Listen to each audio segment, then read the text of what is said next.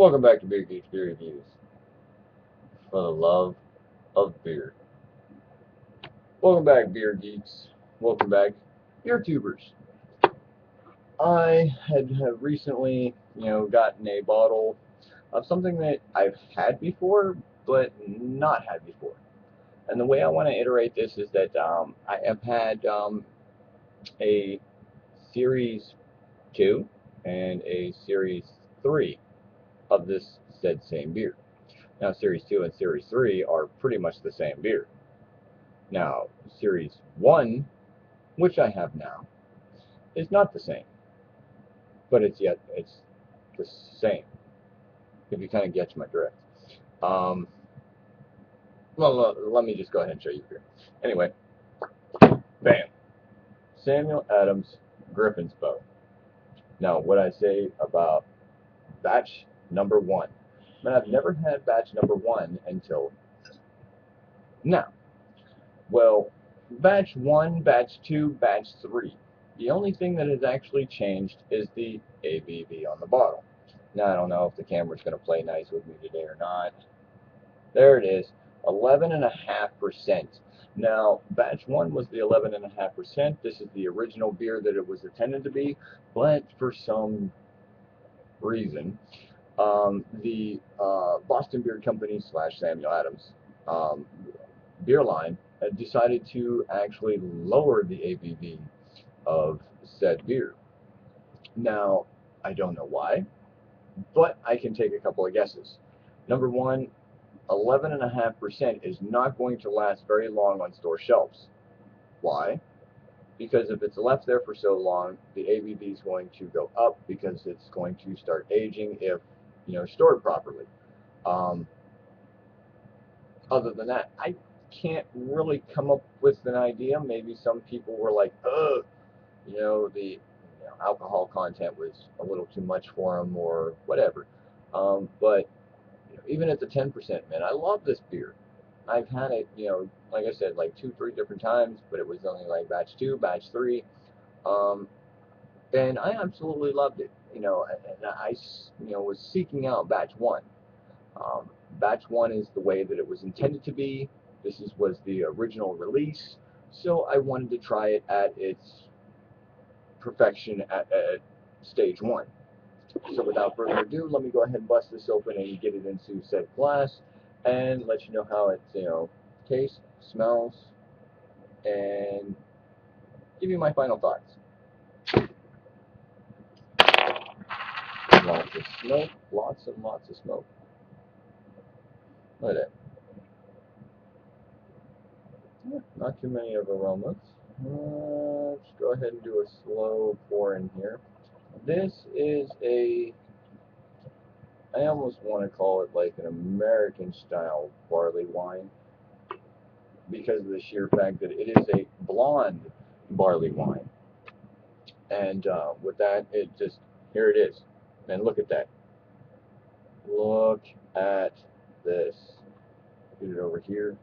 And it looks like it's on fire in the background, but as it sits right here in front of me, that almost looks like I'm sitting here drinking a mead. This almost looks like a mead. This is like the coloring. If I'm sitting here looking at it straight on, it almost looks like I've got a glass full of honey. Even the head, man, the head poured at least a finger, maybe a tad bit over a finger's worth of head, and it is very tight lace bubbles with a bunch of big soap bubbles in the center. I swear to you, man, it almost looks like I got a glass worth of honey. Now, as for aromas, whoa. Man, upon first, nose whiff, you can tell that you got yourself a big beer.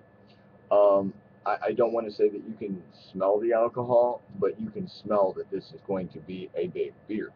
Not only by all the fruit aromas that I'm getting, but I'm getting a lot of other things at the same time. It's very spicy, very aromatic. Almost smells barrel aged.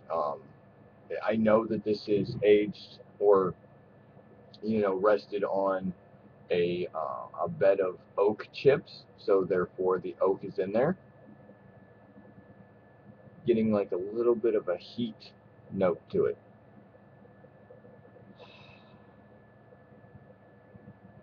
A little bit of a peppery note, a little bit of like a lemon,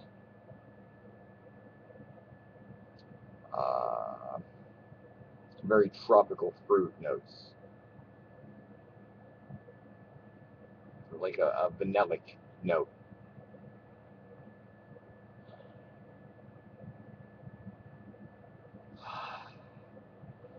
Very powerful smelling.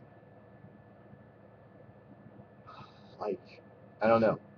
Um, I don't want to like mimic the company's tasting video, but you can almost get that same like um, vanilla wood, like oak, maybe even toasted oak, lemongrass, grapefruit, almost kind of like a coconut slash lychee nut kind of smell. I mean, if you've actually smelled lychee nut, coconut, fresh ground like lemongrass, right here, it's all here. Just I love the way that this smells. I'm gonna pour some more in here. Good.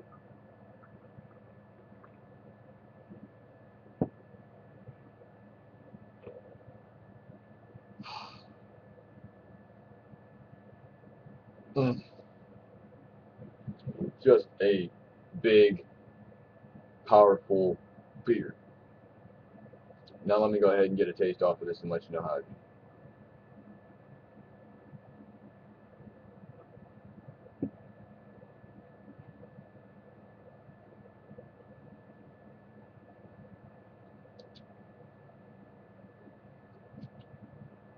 Very smooth.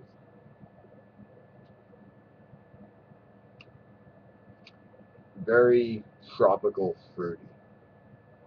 I mean, you get a little bit of a hint of a malt body to it, but then it goes right into the flavors. This directly goes into like that the the wood. You definitely get that vanilla. You definitely get like a oak kind of flavor to it. And then it shoots right off into the tropical fruit notes. That coconut, you know uh, the pineapple, the little bit of like a kind of like a mangoish taste.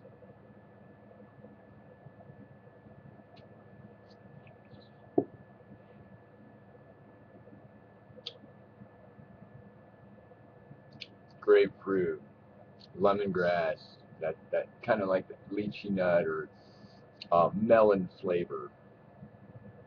Um, as for barley wine, I want to say this is really a reach for the style, but it's there. Um, it's got that. How can I? How do I want to say it? I don't want to be taking notes from even the back end of the bottle because this is just how I feel about it. I mean, it's bold, it's vibrant, it's big, it's flavorful, it's smooth, it's drinkable. Even at like whether or not, I mean, this bottle was first series, so that 11.5%, you're looking at maybe a 12.5% beer by now. But yet it's very, very drinkable, very dangerous. Um, if you happen to come across a batch one, or if you have a batch one in your cellars or whatnot, be very careful of it because you don't want to drink and drive. You want to split this with a bottle share, or a friend over at the house and whatnot. It's one not to consume the whole thing quickly, even though it can be drank quickly. um, This is a lovely offering by Samuel Adams and the Boston Beer Company, more specific. I do wish they would actually release this more often, and keep coming out with this and keep this one around, because it is not only a favorite of mine, but it is very flavorful, very good, and very drinkable. I find that if you're you're used to just taking, I don't know, like I'll just pick up a beer bottle that's been next to me. Say you're used to drinking, no, you're not going to be able to do this, man. This is definitely a sipper.